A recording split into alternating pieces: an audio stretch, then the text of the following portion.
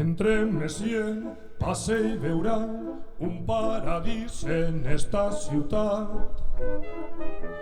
Pot vostè anar a un altre local i rebre allí un tracte fatal. Algú com jo no en trobareu, honest i servicial com es deu de ser. Amo del salón, mestre singular, done la mà sempre per a saludar. Vos riureu amb mi, tinc molt bon humor, tots es diverteixen, són com bon dinar. No és difícil fer-se amic meu, això sempre ho faig molt bé.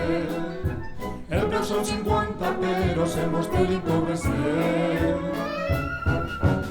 Música, rates, puja un poc més per allà, fica't per ací, trampes per allà, 3% si va la finestra, si vols una clau que tanque, un poc més es costarà.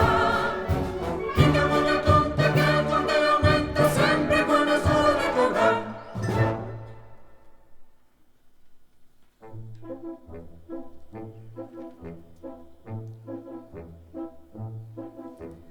Passem, Messier, vinga al sofà, descalceu-vos, que vol tastar. Que porta ací, pesa un colló, deixem a mi que el porti al saló. Ja pot olorar la terrin de foie, es veget de bou, però et dona igual. Rei de la cocina, jo puc transformar cervell de cavall en carn molt singular. Això és el ronyó d'un trigatolí, però com botifarra jo li ho faig servir. Els que ja són benvinguts tots, no tenim la suite nupcial. Preus molt raonables, però algun recàrrec és normal.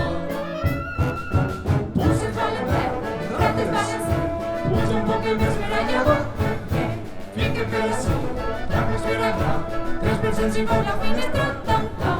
Si vols una clau que tanque, un poc més es costarà.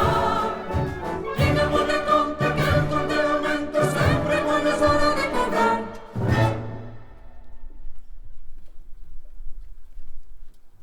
Cosette mai no havia rebut els diners que enviava sa mare. Valjean negocia la seva llibertat i després de pagar un fort rescat, tots dos se'n van a viure a París. París, 1832.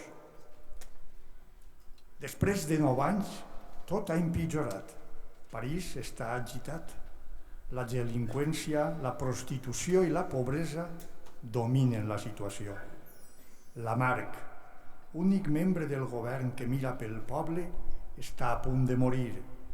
Als carrers, jovens estudiants busquen un canvi polític i social. Entre ells, Marius i Eponine, que des de fa anys està enamorada del seu company, però ell no.